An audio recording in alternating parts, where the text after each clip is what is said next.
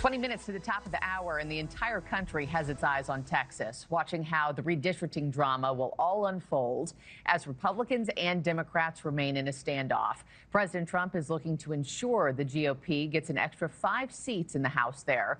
The president posting on Truth Social just minutes ago, he said, quote, "I have instructed our Department of Commerce to immediately begin work on a new and highly accurate census based on modern day facts and figures." He went on to say the people who are in our country illegally will not be counted in the census. Joining me now is federal defense attorney Ronald Chapman. Ronald, good morning to you. Let me get to Texas in just a moment, but I wanted your take right off the top here with this breaking news, if you will, because he just truthed this 15 minutes ago. What do you make of the president saying he's instructed the Commerce Department to immediately start working on a new census? The last one was in 2020. Next one wasn't supposed to happen until 2030. Is that something he's got the authority to do?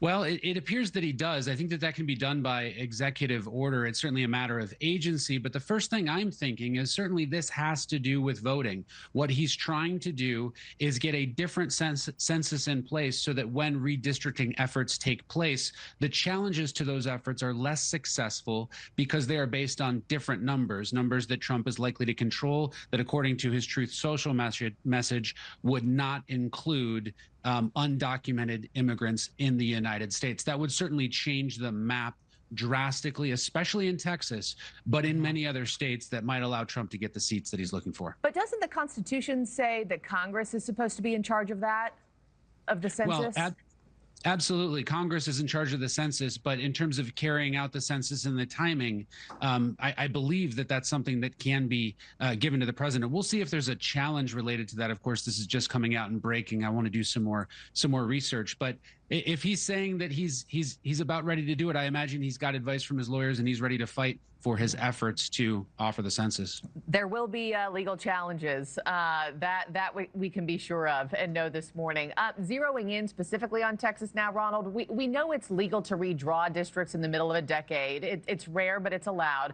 The question is whether or not Texas Republicans are violating the Voting Rights Act, which Democrats are claiming. Break that down, what the law says, and which party you think has the upper hand in this fight right now.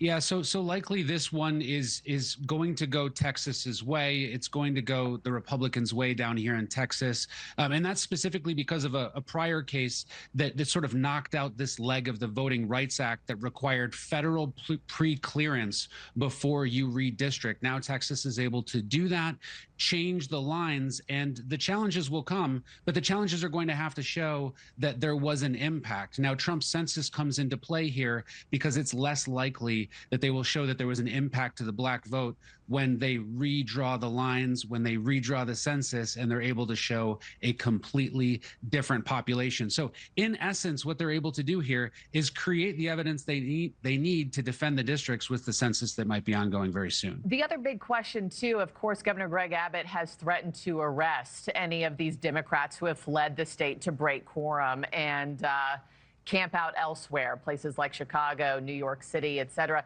Does he have the legal authority to do that? Is that within his jurisdiction? That is an aggressive move. I think that likely he would go after some sort of obstruction of justice type theory. I don't think that fits very well for the same reasons that you couldn't say that Trump obstructed justice related to January 6th. I don't believe it's a crime to flee to break a quorum. I think that these officials should definitely be there and engaged in their duty as part of the legislature, but sometimes abstaining from a vote is also a choice for members of Congress. Yeah, this has just become full-on drama and a saga at this point. Ronald Chapman, thank you so much. We'll catch up with you soon, see where this heads next. Thank you. Well.